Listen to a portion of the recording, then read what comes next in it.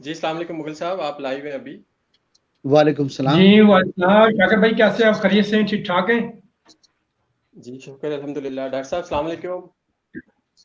वालेकुम सलाम, बहुत मेहरबानी सर राजपूत साहब, बहुत आप मेहरबानी। Thank you. आप कहीं आउट ऑफ कंट्री हैं इस वक्त? नहीं, मैं विद इन कंट्री हूँ, अच्छा, विद इन क्वारंटीन हो चुका कंट्री। हूँ जी। सही है। डॉक्टर अच्छा डॉक्टर साहब, साहब हाँ जी। मुगल साहब ने लाइव लिया है और इन्होंने टॉपिक रखा है कि हम लोग जो है वो कोरोना में इस वक्त जो है वो क्वारंटीन जो हुए हैं, इसमें हम क्या क्या जो है एक्टिविटीज कर सकते हैं, क्या क्या काम कर सकते हैं, तो उस जी हवाले से जो है बातचीत करना चाह रहे हैं। जी सही है।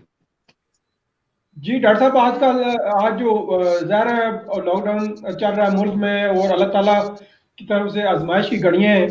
और अभी मैं इससे पहले शाकिर से बात कर रहा था कि चूंकि हम जो भी बात करें, चाहे ये आलमी साजिश कह सकते हैं, चाहे वो आलमी वॉर है, चाहे कुछ भी हवाले से इंग्लैंड में इसको लेबॉर्ट्री टेस्ट हुआ है, इससे इंग्लैंड से होता हुआ वुहान। हर बात की तय में एक बात होती है और असल बात वही होती है कि अल्लाह की तरफ से ये आजमाइश है।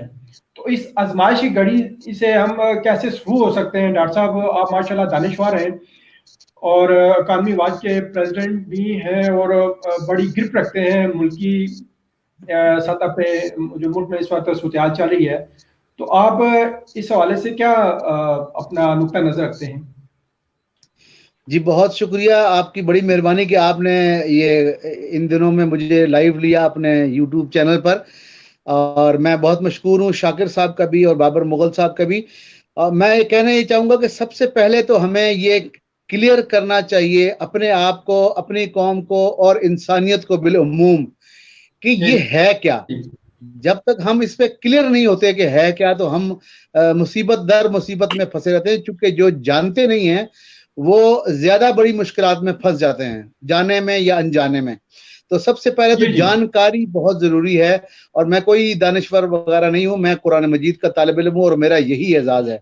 तो सबसे पहले कि जैसे कुछ लोग इसको कहते हैं कि अजाब है, मैं समझता हूं कि अजाब हजूर सल्लल्लाहु अलैहि वसल्लम के बाकी उम्मत पे या इंसानियत पे अब नहीं आने वाला, अजाब अब नहीं आने वाला। और ये मैं कुरान मजीद की टर्म्स में बात कर रहा हूँ।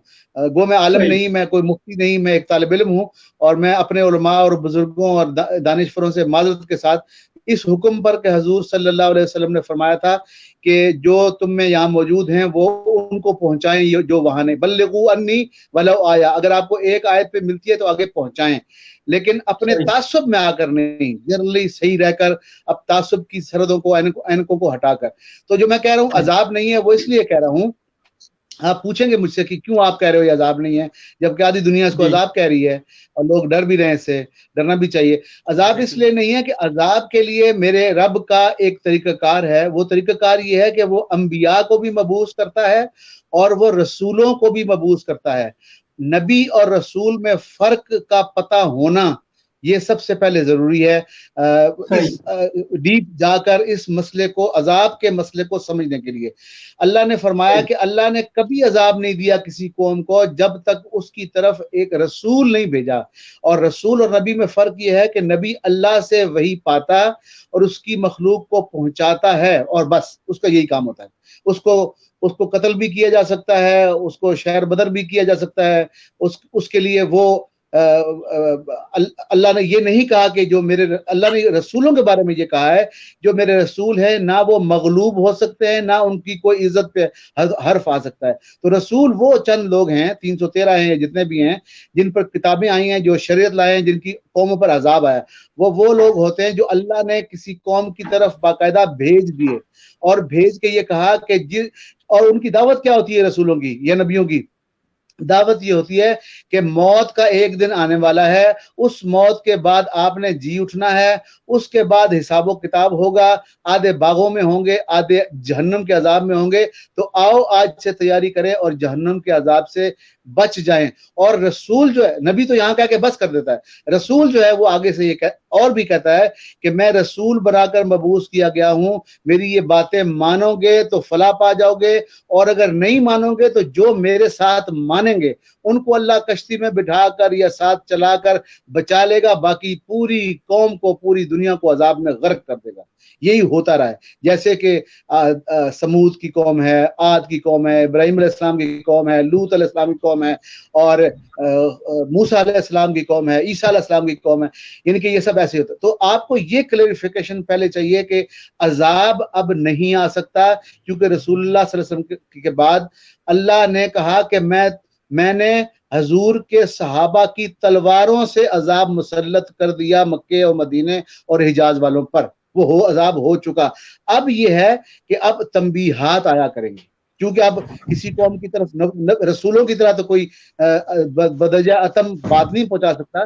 تو اب حضور کے بعد قیامت تک قرآن موجود ہے, اور اب تنبیہات آئے گی. جیسے یہ قرآن میں ٹرم بھی ہے کہ فَكَيْفَ كَانَ عَذَابِي وَنُذُرْ, کہ میری تنبیہ کیسی تھی. یا قرآن میں یہ بھی ہے, سورہ نون میں آپ پڑھیں گے تو جو ایک باغ والوں کا قصہ ہوا ہے, تو اس کی اینڈ پہ آیت یہ آئی ہے کہ انہوں نے باغ میں سے غریبوں کو حصہ نہیں دینا چاہا, جب گئے تو باغ کو کھنڈر پایا اور اپنے رب کی طرف رجوع ہوئے, اور انہوں نے کہا کہ ہم طاغین میں سے تھے, اور ہم نے یہ انشاءاللہ نہیں کہا, ہم نے غریبوں کو دھکا مارنے کی کوشش کی, اللہ نے ہمیں اللہ نے اس پہ کمنٹری کی کہ یہ عذاب الادنا ہے دون العذاب الاکبر, یہ تنبیہ ہے. عذاب الادنا یعنی کہ اللہ نے نہیں بتایا ان کے ساتھ کیا کیا, واپس دے دیا اور دے دیا کیا ہوا, لیکن ان کو غرق نہیں کیا.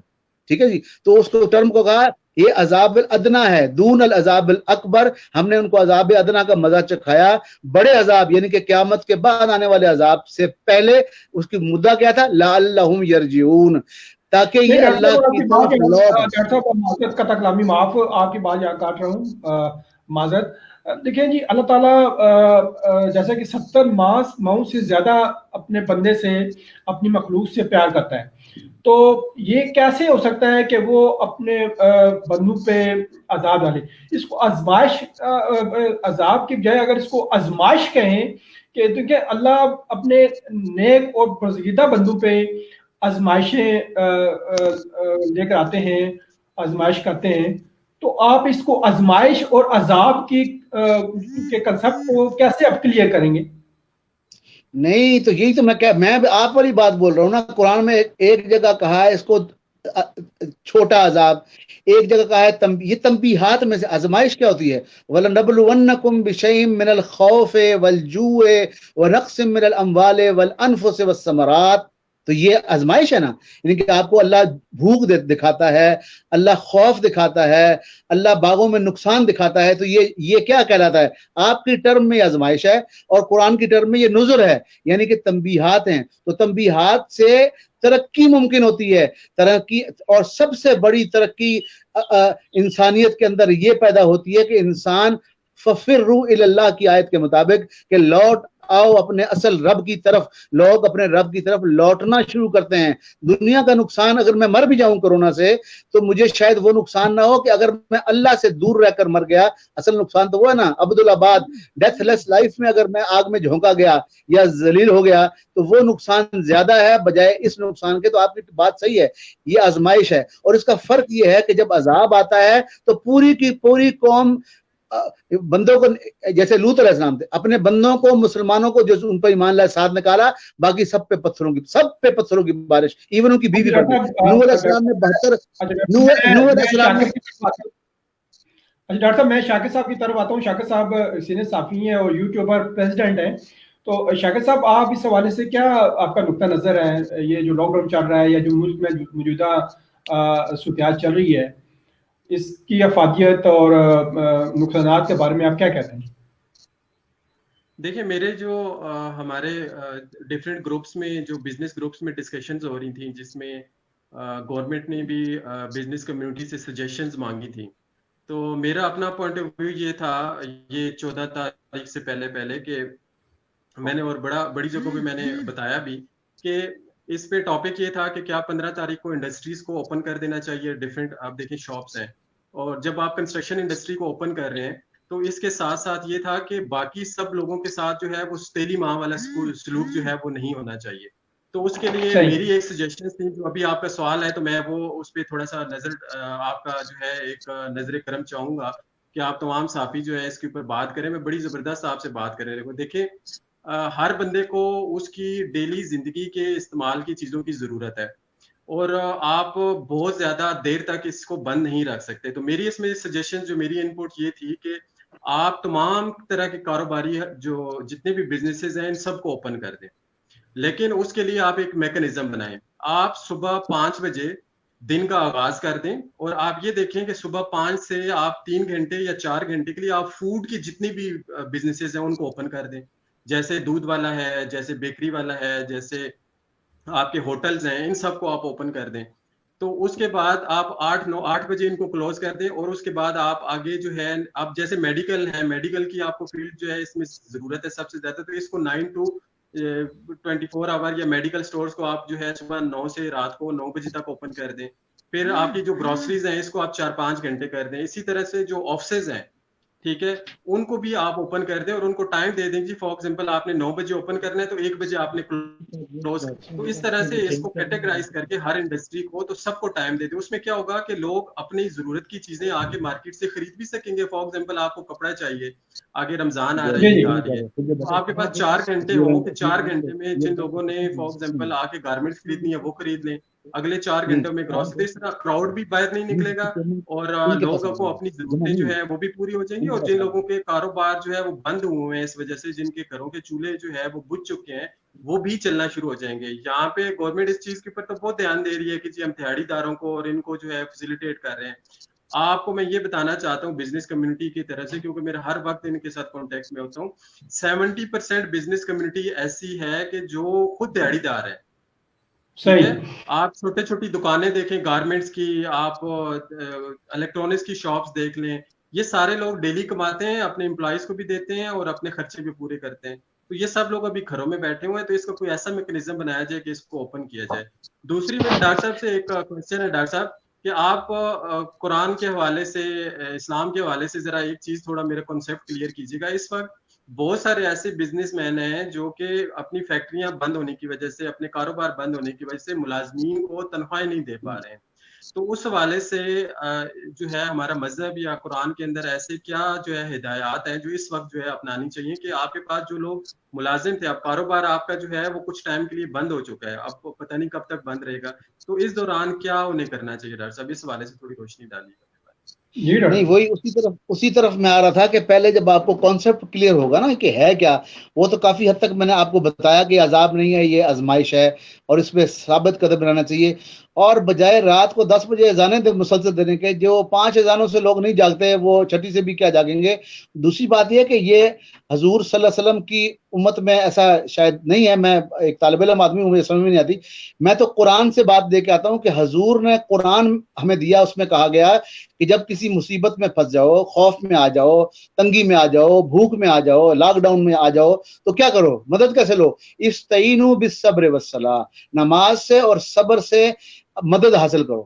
انہا لکبیرۃ الا علی الخاشعین, اور یہ بڑی بات ہے سوائے اس کے جو اللہ کا خوف اور خشیت رکھتے ہیں.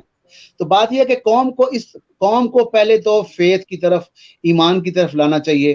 جب آپ اللہ کی طرف رجوع کریں گے تو اس کے بعد یہ آپ انٹرپرینورز کو سمجھا سکیں گے کہ میرے بھائیوں, ہمیں نہیں کہا, بلکہ یہ موسیٰ علیہ السلام کی کتاب میں لکھا ہوا ہے, تورات میں لکھا ہوا ہے. یعنی کہ یہ عیسائی ہوں, یہودی ہوں, کوئی بھی اسلامی مذہب ماننے والے لوگ ہوں, یا قرآن اس میں لکھا ہوا ہے کہ وَإِذْ أَخَذْنَا مِيثَاقَ بَنِي إِسْرَائِيلَ لَا تَعْبُدُونَ إِلَّا اللَّهَ وَبِالْوَالِدَيْنِ إِحْسَانًا, کہ اللہ یاد کرو کہ جب ہم نے بنی اسرائیل سے یعنی یہودیوں سے یہ پکا معاہدہ لیا تھا, عہد لیا تھا کہ تم اللہ کے سوا کسی کو نہیں پوجو گے اور اپنے والدین کے ساتھ احسان والا رویہ کرو گے. آگے فرمایا تھا کہ وہ جو آیتیں ہیں ذوی القربى والیتامى والمساکین وابن السبیل, یہ ساری مدیں اللہ نے خود دے دی ہیں. اب اچھا, ان مدوں میں اگر یہ کاروبار نہیں ہے, چھوٹے کاروباری جو خود ہی بیچارے دیہڑی دار ہیں, انہوں نے کیا کرنا ہے, وہ تو اللہ ان کو پورا کرے گا, ان کے لیے یہ مشکل ہے. لیکن جو بڑے بڑے جن کے پاس اربوں روپے ڈکے ہوئے ہیں, تو وہ انہوں نے کس لیے ڈکے ہیں؟ وہ کسی بندے کی ماں فوت ہو گئی تو وہ بندہ 50,000 روپے مانگے پھرا کہ فیونرل کے لیے اور قبر کے لیے اور دائیں بائیں کے لیے میں نے کرنا ہے. تو اس کے کزن نے کہا کہ تیرے گھر پہ جو 50,000 روپے تو نے رکھا ہے پرسوں بونس آیا ہے اس کا کیا کرے گا, آخر وہ اوکھے والے کے لیے رکھا ہوا ہے. تو اس نے کہا ماں مرنے سے بڑا اوکھا والا کون سا ہوتا ہے. تو بات یہ ہے کہ آپ نے اگر آج سے پہلے اربوں روپے کما کے حق حرام کے یا حلال کے, آپ ہم نہیں پوچھتے, رکھے ہوئے ہیں تو ان کو ظالموں تنخواہ کتنی ہے, تمہارے کتنے کو بندے ہوں گے, ان کے ساتھ مل کے کچھ وہ سیکریفائس کریں اور کچھ مالکان سیکریفائس. ایسا کوئی غدر نہیں آ گیا کہ ایک مہینے میں ان کے کاروبار ہی تباہ ہو گئے ہیں. یہ ارب پتی لوگ ہیں, ارب پتی لوگ ہیں, ارب خرب پتی لوگ ہیں, اور انہوں نے اس ملک کا جن لوگوں نے لوٹا ان کو تو سارا ہی واپس کرنا چاہیے. لیکن ان کو یہ آیتیں سمجھا کر کہ دیکھو مخلوق خدا جب کسی مشکل میں پڑی ہو سجدوں میں پڑے رہنا عبادت نہیں ہوتی. یہ ترور دیتے ہیں مسجد کی طرف, ضرور مسجد میں جائیں, اس میں کوئی شک نہیں ہے, نماز مسجد میں پڑھنے کا ثواب زیادہ ہے. لیکن آپ کو اللہ کے حقوق کے ساتھ بندوں کے حقوق, بندہ بھوکا مر, اللہ کے رسول نے فرمایا واللہ لا یؤمن, اللہ کی قسم وہ مومن نہیں. پوچھا گیا کون, کہنے لگے کہ جس کا پڑوسی بھوکا سو جائے اور وہ کھا پی کے سوئے. آج میں 3500 روپے کا سلیقہ میں ایک وقت کا کھانا کھاتا ہوں اور میرا پڑوسی چٹنی کے ساتھ اس کو روٹی نہیں ملتی, تو مجھے بتائیں نا یہ نمازیں, یہ روزے, یہ حج, زکوٰۃ, یہ پیسے, یہ میری پیٹھ پر داغے جائیں گے کوئلہ بنا کر, یا کیا وہ قرآن میں کوئی ٹرم آتی ہے اس طرح میرے پیٹھ پہ داغے جائیں گے.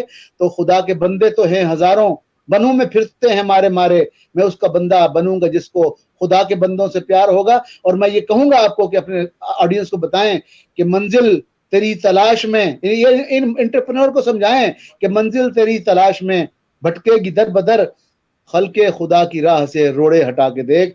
تو بات یہ ہے کہ آپ ان کو یوں میڈیا یہ سمجھائے, میڈیا روز لگا ہوا کرونا, اب پتہ چل گیا کرونا آ گیا یار, کرونا آ گیا, اب اس کا کوئی ایسا مدافعتی نظام ہمارا بڑھائیں, الٹا ڈرا کے. آپ کو پتا لوگ عام طور پہ بھی کورونا سے نہیں, عام طور پہ بھی لوگ ڈر کے زیادہ مرتے ہیں, بیماری سے نہیں مرتے. ہیپیٹائٹس اے یعنی یرکان, یہ کلنگ ڈیزیز ہے, 4-5 دن بد پریزی کرے بندہ مار چھوڑتی ہے. لیکن ہیپیٹائٹس بی اور سی 20 سال تک رہتا ہے اور کلنگ ڈیزیز نہیں ہے. ہم نے امریکنوں اور یورپینز کے دوائیں بیچنے والوں کے اشتہارات پہ ہم بی اور سی سے فوراً یرک کے مر جاتے ہیں, اور ہیپیٹائٹس ای جو کلنگ ہے وہ ہمیں مارتا ہی کوئی نہیں. ہماری امیونٹی زیادہ ہے, ہمیں خوف دیا گیا ہے, اور خوف بھی ایک آزمائش کی شکل ہے. جیسے سورہ لیلا فی قریش میں اللہ نے کہا کہ والذی اطعمہم من جوع, اس نے آپ کو بھوک سے نجات دی, اور وآمنہم من خوف, اور خوف سے امن دیا. تو خوف سے امن دو ظالموں, ہمیں حفاظت کا بولو, ہم حفاظت کریں گے, ہم لاک ڈاؤن رہیں گے. جی بڑا اچھا آپ نے نقطہ نظر پیش کیا. دادا بھائی آپ کو بات کاٹنے کا بڑا شوق ہے, ایک چکر کیا ہے؟ اچھا اصل بات یہ ہے کہ آپ کی بات بہت ہی لمبی ہو جاتی ہے, اور بیچ میں جو سوال کا ایک آنسر ہوتا ہے وہ بیچ میں رہ جاتا ہے. ظاہر آپ بیچ میں وہ تھوڑا سا لقمہ اس وجہ سے دینا پڑتا ہے کہ جو تشنگی ہے وہ بیچ میں وہ بھی دور کر دیجیے. آپ نے بڑا آپ اینکر ہیں, آپ کو میں خفا نہیں کر سکتا, آپ ضرور لقمے دیجیے, ہم انجوائے کر رہے ہیں. بڑی مہربانی.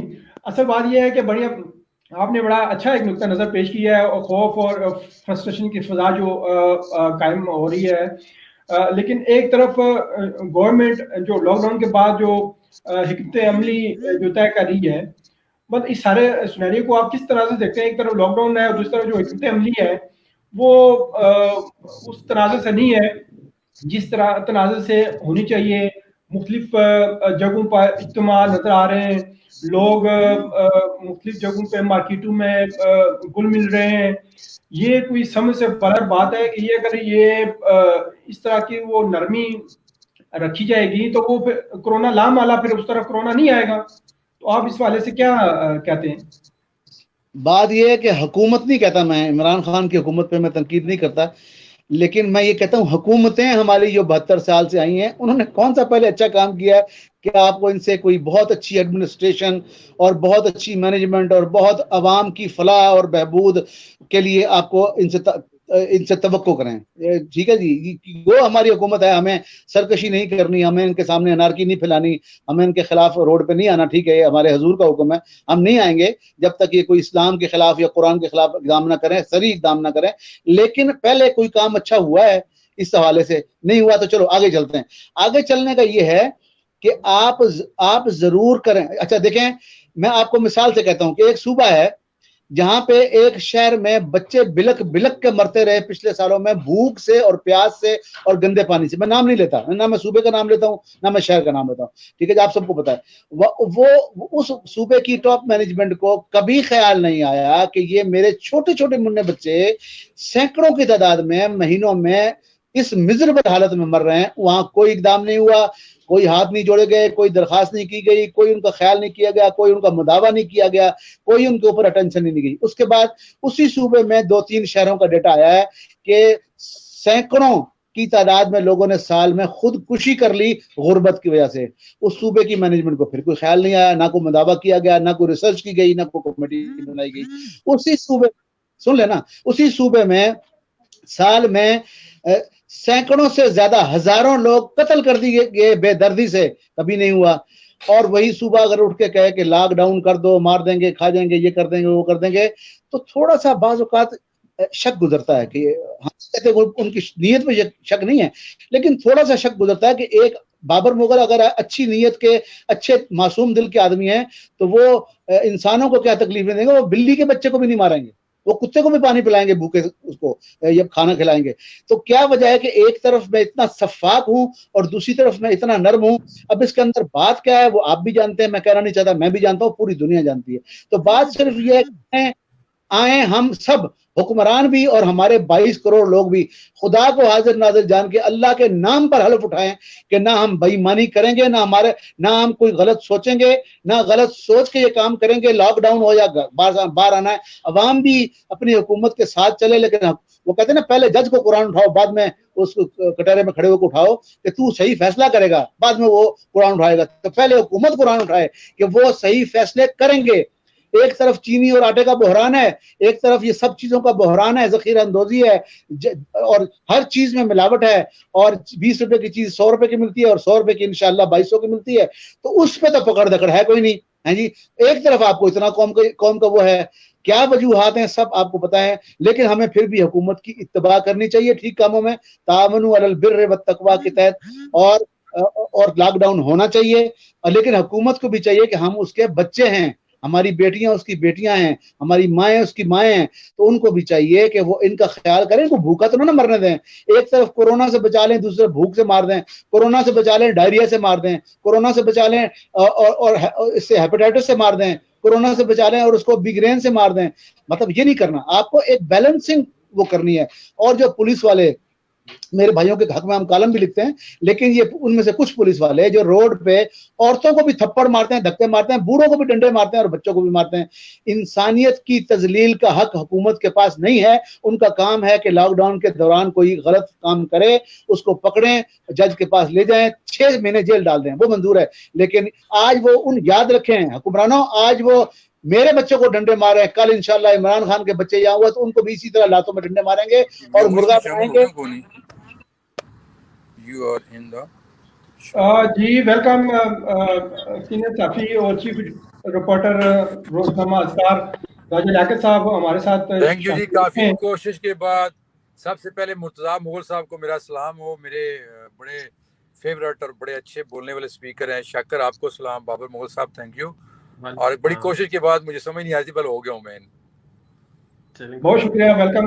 اچھا راج صاحب آپ کا بہت شکریہ, آپ پروگرام میں تشریف لائے.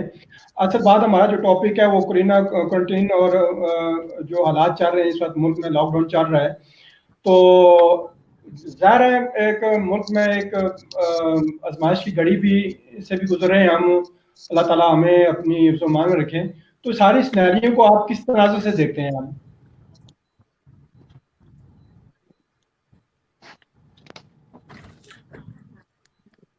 میں سمجھ گیا ہوں, لیکن چونکہ مرتضیٰ صاحب بات کر رہے تھے, ڈاکٹر مرتضیٰ صاحب اپنی بات مکمل کریں, پھر میں اس پہ بولتا ہوں. جی ڈاکٹر. جی ڈاکٹر صاحب. جب بس پتہ نہیں میں کیا بول رہا تھا, بیچ میں ہمارے دوست تشریف لائے, میں ویلکم کرتا ہوں ان کو. بس یہی تھا کہ دیکھو, ایک طرف میں حکومت کی بات کرتا, ایک طرف عمر رضی اللہ تعالیٰ عنہ فرماتے ہیں کہ دجلہ اور فرات کے کنارے کتا بھی اگر بھوکا مر جائے گا تو عمر ذمہ دار ہوگا. تو دوسری طرف ریاست مدینہ کے بانی اور قائد عوام کہہ لیں یا قائد اعظم ثانی کہہ لیں عمران خان، اگر لوگ یہاں بیماریوں سے اور پریشانی سے دکھوں سے اور ڈر کے اور بھوک سے مر جائیں گے تو ذمہ داری تو بھائیجان ان پہ آئے گی. اور میں اس پہ یہ کہتا ہوں کہ اب وقت ہے پیچو خم دستار کو بدلو، اخلاق کو عادات کو اتوار کو بدلو، اور بدلو گے تو بچ جاؤ گے تم قہر خدا سے، اڑ جائیں گے یہ ریگ محل ورنہ ہوا سے، اور جو کچھ بھی ضرورت سے زیادہ ہے لٹا دو. یہ میں کاروباریوں کو بھی بول رہا ہوں اور حکومت کو بھی بول رہا ہوں. اور یاد رکھیں جو اس امداد کا پیسہ کھائے گا وہ صریحاً یتیموں کا مال کھائے گا، وہ یتیموں کے ساتھ ساتھ زکوٰۃ کھائے گا، اور زکوٰۃ جو کھائے گا وہ آگے بچے. تو میں اس پہ یہ کہتا ہوں کہ جو کچھ بھی ضرورت سے زیادہ ہے لٹا دو، ٹل جاتی ہیں آفات غریبوں کی دعا سے. تو آخر میں جو اس موضوع پہ میری بات تھی وہ یہی ہے کہ حضور نے فرمایا غلاموں کو وہ کھلاؤ جو خود کھاتے ہو. تو ہم آپ کے غلام تو نہیں، ہم آپ کے رعایا ہیں، تو کم از کم یار رعایا کو وہ تو کھلاؤ جو آپ اپنے گھر میں نوکروں کو کھلاتے ہو. وہ تو کوشش کرو نا، اس پہ تو محروم نہ کرو ہمیں. جی راسم جی میں مرتضیٰ سے بہت اچھا بولتے ہیں ماشاءاللہ ہمیشہ ہی، لیکن مجھے ایک دفعہ ایک بات کی سمجھ کبھی بھی نہیں آئی کہ ہمارے اتنے پڑھے لکھے اتنے انٹلیکچوئل لوگ کن لوگوں کا حوالہ دے رہے ہیں کہ وہ حضرت عمر فاروق کی طرح عمل کریں، ان کے کہے پہ عمل کریں. یہ تو وہ لوگ ہیں جو کفن چور ہیں، یہ تو مردے بیچ کے کھا جانے والے حکمران ہیں، اور ان سے آپ توقع کر رہے ہیں کہ وہ آپ کو کم از کم حضرت عمر فاروق کے دور کے حساب سے اگر کوئی کتا بھی دریا کے کنارے بھوکا مر جائے گا تو اس سے پوچھ ہوگی. اگر ان کو اتنا احساس ہوتا، ان کے اندر اتنا خوف ہوتا تو 1947 کے بعد سے لے کے آج تک جو کچھ ہوتا رہا ہے یہ نہ ہو رہا ہوتا. اور اب تو یہ جو ابھی جو موجودہ صورتحال آئی ہے، یہ دیکھیں کہ کل میں پڑھ رہا تھا کہیں پہ کہ امریکہ نے اپنے ہر شہری کے اکاؤنٹ میں $1000 ڈال دیا ہے کہ وہ اپنے اخراجات پورے کریں. اور یہاں آج پھر قوم کو ایک دفعہ پھر لائنوں میں لگایا ہوا ہے. میں خود دیکھ کے ہوں جہاں پہ کسی جگہ وہ 12 ہزار کے روپے دیا جا رہا ہے، پیکج دیا جا رہا ہے، کہ وہاں پہ کس طرح جوان عورتیں، بوڑھی عورتیں، بچے، بزرگ ذلیل ہو رہے ہیں، لائنوں میں لگے ہوئے ہیں، قطاروں میں لگے ہوئے ہیں. تو یہاں تو ایک اس قوم کا مقدر بنا دیا گیا ہے کہ ان کو ذلیل کرو، ان کو خوار کرو. اگر حکمرانی کرنی ہے تو ان کو کبھی سوچنے کا موقع مت دو، ان کو سر اٹھانے کا موقع مت دو. تو یہ ہماری قوم نے بھی قبول کر لیا ہے کہ یہ بالکل ظلم کے خلاف نہ بولتے ہیں، نہ سر اٹھاتے ہیں، نہ احتجاج کرتے ہیں. تو میرے بھائی جیسی قوم ویسے فرشتے. اگر ہم صرف حکمرانوں کو اس میں قصوروار سمجھتے ہیں تو میں سمجھتا ہوں کہ یہ ہماری غلطی ہے. اس میں قصور جتنا حکمرانوں کا ہے اس سے کئی گنا ہمارا ہے کہ ہم نے کبھی اپنی اہمیت سمجھی ہی نہیں ہے. ہمیں یہ پتہ ہی نہیں ہے کہ ہم ان لوگوں کو لے کے آگے آتے ہیں، ہمارے ووٹوں سے یہ لوگ آگے آ کے بیٹھتے ہیں، لیکن ہم اپنی برادری کے مسئلوں سے نکلیں، ہم اپنے بہن بھائیوں کے مسئلوں سے نکلیں، ہم ایک دوسرے کی ٹانگ کھینچنے سے باہر آئیں تو پھر سوچا جائے نا اس بارے میں. ہم تو خود ایک دوسرے کی ٹانگ کھینچ رہے ہوتے ہیں، جو عوام جس کو یہ بول رہے ہیں، جو عام رعایا جس کو یہ بول رہے ہیں. ہمارے اندر تو اتنی ضرورت نہیں ہے کہ ہم اپنے حکمرانوں کے خلاف بات کر سکیں. تو جب تک عوام کو ان کے حقوق کا پتہ نہیں چلے گا، ان کو یہ علم نہیں ہوگا کہ ان کا حق کیا ہے، تو پھر ان سے ان کے فرائض بھی پوچھے جائیں. جی مغل صاحب. یہ راجہ صاحب یہ ایک منٹ راجہ صاحب، یہ گفتگو میں نے ڈیلیبریٹلی آپ کے لیے چھوڑی تھی کیونکہ مجھے پتا تھا کہ آپ اس طرح کی گفتگو کرنے کے ماہر ہیں، اور یہ میں نے آپ کے حصے کے لیے چھوڑی تھی کہ آپ ان کو یہ تلقین کریں، اوپر والوں کو بھی اور ہمارے عوام کو بھی. آپ نے بالکل صحیح ہاتھ رکھا ہے. میں تو یہی کہوں گا کہ پڑھو رحمان دا کلمہ اور بڑھو شیطان دے چیلے، منافق تو بہتر ہے کہ جو کافر نہ لکھا دے. وہ بالکل زبردست. راج صاحب میرا کوشچن میں سے ایک اور سوال ہے. آپ بات کر رہے ہیں عوام کہ عوام جو ہے، عوام کیا کرے؟ عوام نے تو جو کچھ عوام کر سکتی تھی پچھلی گورنمنٹ کے، عوام نے اپنا فیصلہ کیا، روڈوں پہ آئے، احتجاج کیا، نئی گورنمنٹ آئے، تو عوام اب کیا کرے؟ عوام نے تو تبدیلی کو ووٹ دیا، تبدیلی میرے لے کے پیارے آئی. بھائی اب میں سمجھ گیا ہوں حکومت آ گئی ہے، میری بات پوری سن لیں. جی جب حکومت آ گئی ہے تو اب عوام کیا کرے؟ حکومت کو جا کے تو عوام اب باہر نہیں نکال سکتی. تو عوام ہر جگہ پہ عوام کیا کر سکتی ہے؟ میں بتاتا ہوں آپ کو شاکر بھائی، میں بتاتا ہوں عوام کیا کرے. آپ پنڈی کی عوام کو کہیں نا کہ صرف پنڈی کے جو آپ کے الیکٹڈ آپ کے ممبرز ہیں، جو اس وقت گھروں میں بیٹھے ہوئے ہیں، خود کو کرنٹائن کر کے گھروں میں بیٹھ کے اپنی فیملیوں کو بچا رہے ہیں. پنڈی کے عوام کو کہیں حکومت کے خلاف نہ نکلیں. یہ جو چند لوگ ہیں راولپنڈی میں ان کے گھروں میں گھسے نا, ان کو گریبان سے پکڑ کے گھسیٹ کے باہر لے آئیں اور ان کو بتائیں کہ ہمارے بچے بھوکے مر رہے ہیں, ہمارے روزگار بند ہیں, ہماری دکانیں بند ہیں, ہمارے ٹھیے بند ہیں. پھر ان کو پتا, یہ نہیں ہوتا کہ آپ پوری طرح پوری حکومت کے خلاف نکل آئے, پورا پاکستان نکل آئے. نہیں, جہاں جس جگہ آپ ہوتے ہیں, آپ کے اڑوس پڑوس میں اگر کوئی بیٹھا ہے, آپ کا ایم پی ایم این اے کوئی یونین کونسل کا چیئرمین بیٹھا ہے, اس کو گھسیٹیں باہر لے کے آئیں, اس کو بتائیں کہ اس وقت ہم آپ کی ذمہ داری ہیں. ہم آپ کے یہ جو اخباری بیانات ہیں, جو ٹی وی چینلز کو بیٹھ کے باتیں کر لیتے ہیں کہ ہم قوم کے ساتھ ہیں, عوام کے ساتھ ہیں, کہاں ہیں یہ؟ آپ نے ان کے کاروبار بند کر دیے. اگر بند کرنے تو ٹھیک ہے, ایک بیماری آئی ہے پوری دنیا میں یہ کیا, لیکن پوری دنیا کی حکومتیں اپنے لوگوں کو فیسلٹیٹ بھی کر رہی ہیں. کسی جگہ کو پرابلم ہوتی ہے, حکومت خود چل کے پہنچتی ہے وہاں پہ. یہاں کیا ہو رہا ہے؟ یہاں میں نے کل دیکھا ہے, آج اس کی میں نے رپورٹ دی اپنے اخبار میں, آپ پڑھیں.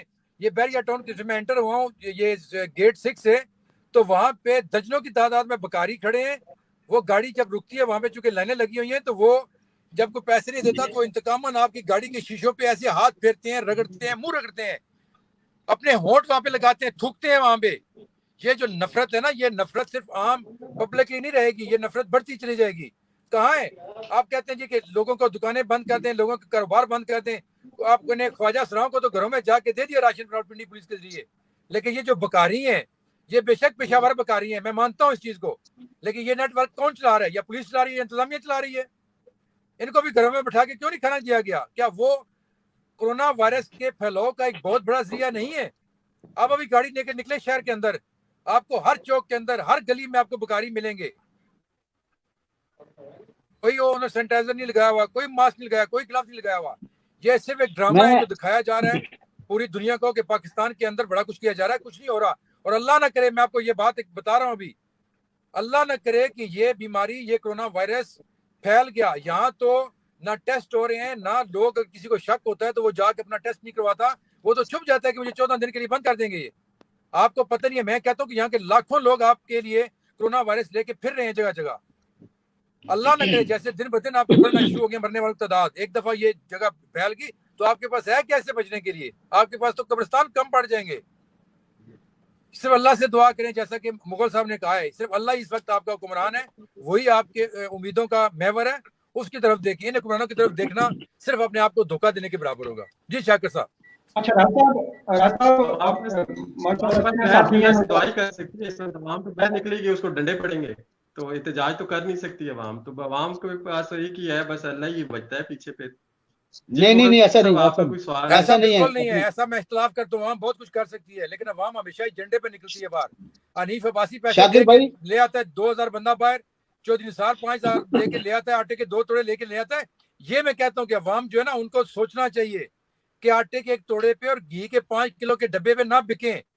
آج جو وقت آ گیا ہے, یہ سوچے ذرا کیوں آیا ہے. یہ ان کے پیچھے نعرے لگانے والی قوم, کبھی بھٹو زندہ ہے اور کبھی جناب ضیاء الحق شہید ہے اور کبھی یہ ہے وہ ہے. جب تک عوام, میں پھر کہتا ہوں, آپ کہتے ہیں نا عوام کیا کرے, عوام ہی تو کرتی آئی ہے. یہ سارا قصور ہی عوام کا ہے جو اس طرح کے نو دولتیوں کو لے کے آگے آتے ہیں. جی میں بابر بھائی, میں صاحب کی بات انڈورس کرتا ہوں, راجہ صاحب کی بات کو میں انڈورس کرتا ہوں کہ آپ دیکھیں, آپ نے پچھلے دنوں میں کافی موویاں دیکھی ہوں گی, لیکن میں فیس بک پہ 2 موویز کا میں آپ سے ذکر کرتا ہوں.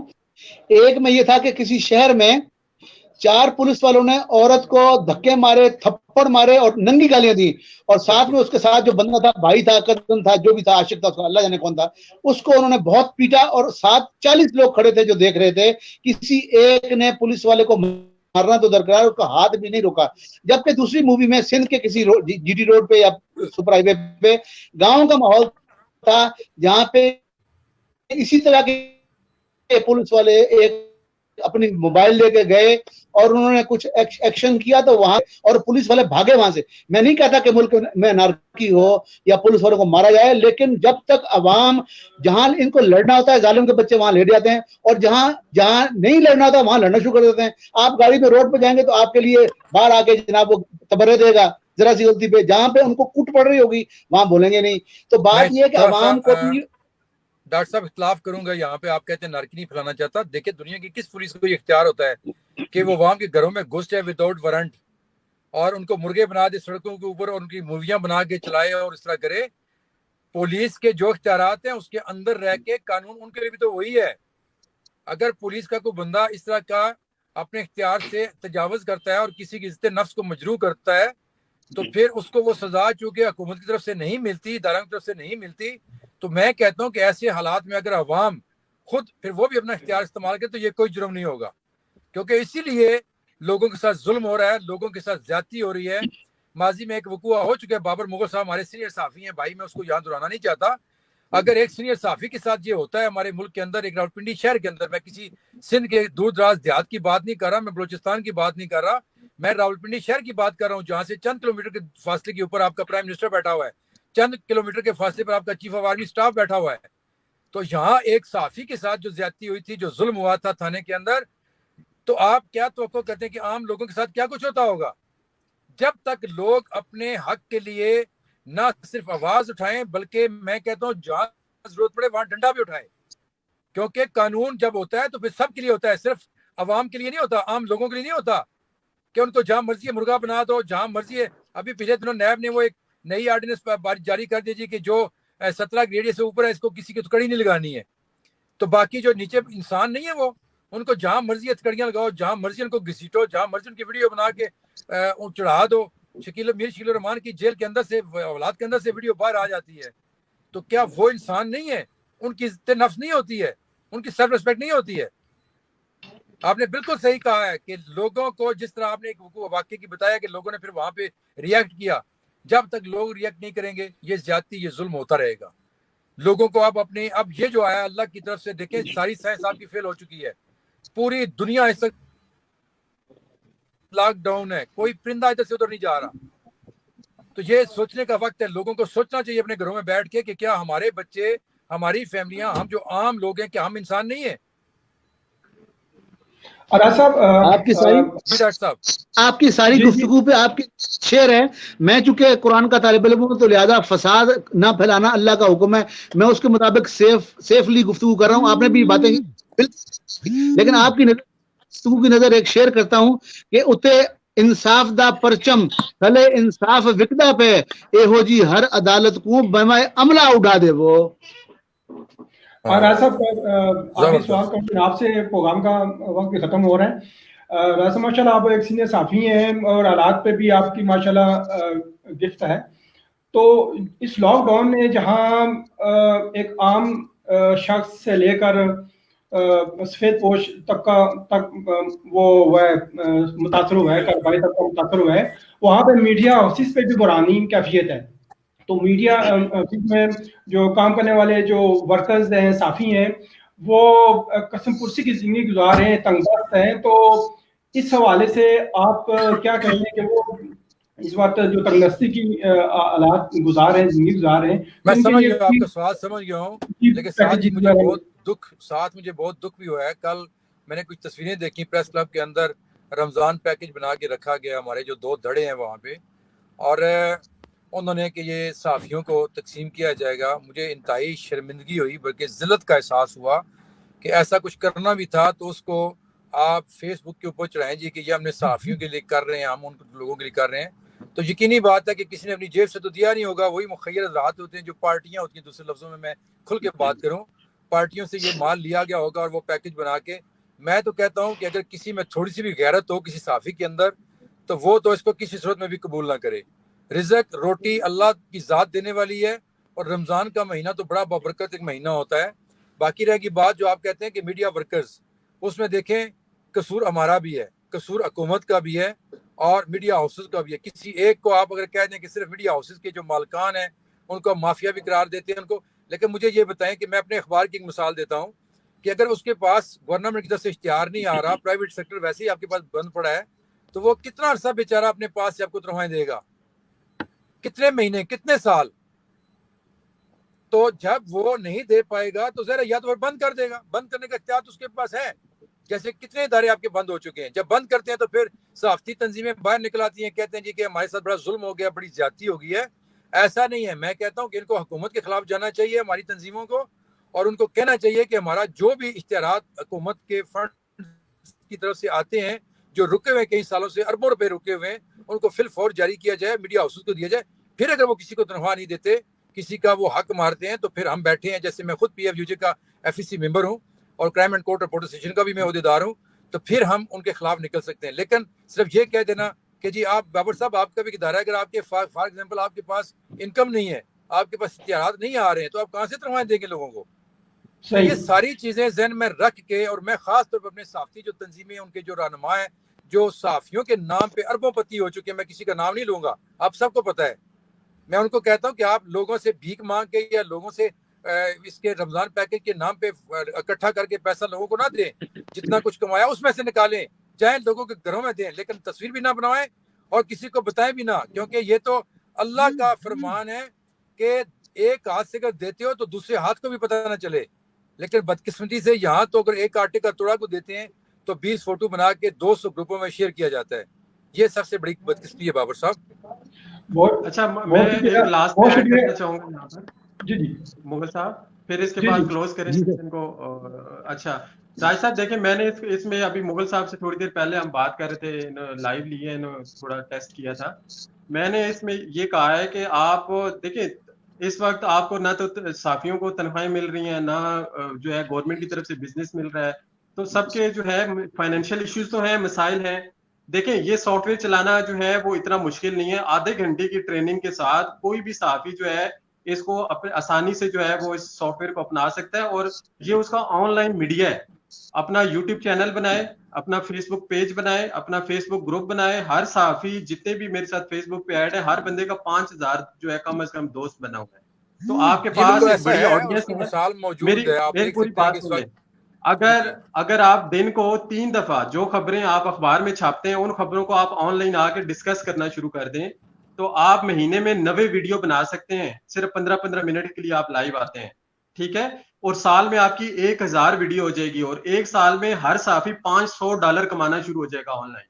تو ہر بندہ انڈیپینڈنٹ کریں, اور آپ کو کہ یہ جو فائنینشیل ایشوز ہیں یہ بالکل ختم ہو سکتے ہیں. ٹیکنالوجی کا استعمال کرنا شروع کر دیں, اور یہ بالکل فری ہے سافٹ ویئر, 1 روپیہ آپ کا نہیں لگنا ہے. آپ کسی بھی ڈیسک ٹاپ سے, لیپ ٹاپ سے آپ کے پاس ایک کیمرہ ہونا چاہیے جو ویب کیمرہ ہوتا ہے, اور یا اگر آپ کے پاس لیپ ٹاپ پہ 15,000 روپے کا, جیسے ابھی بابر صاحب لائیو آئے ہوئے ہیں, تو یہ لیپ ٹاپ سے لائیو آئے ہوئے ہیں کیونکہ ہوسٹ جو ہوتا ہے وہ لیپ ٹاپ سے آتے ہیں. تو 15,000 روپے میں آپ کا اپنا چینل جو ہے یہ شروع ہو سکتا ہے. اور آج نہیں شروعات کریں گے تو کب کریں گے؟ اگر سال کے بعد بھی آپ اسی بات کے اوپر ڈسکشنز کر رہے ہوں گے کہ صحافیوں کے حالات خراب ہیں, تو آج پہلا دن لیں اور سال کے بعد آپ یہ بات کریں کہ تمام صحافی جو ہے وہ خوشحال ہو چکے ہیں. بہت شکریہ اپنا راجہ لیاقت صاحب, ڈاکٹر مرتضیٰ مغل صاحب اور شاکر صاحب, بہت شکریہ آپ کا. پروگرام ختم ہوتا ہے جناب, انشاءاللہ جناب سے اجازت لیتے ہیں, آئندہ ملاقات رہے گی جناب سے. بہت شکریہ, اللہ حافظ. تھینک یو جی, اللہ حافظ. Thank you very much doctor صاحب.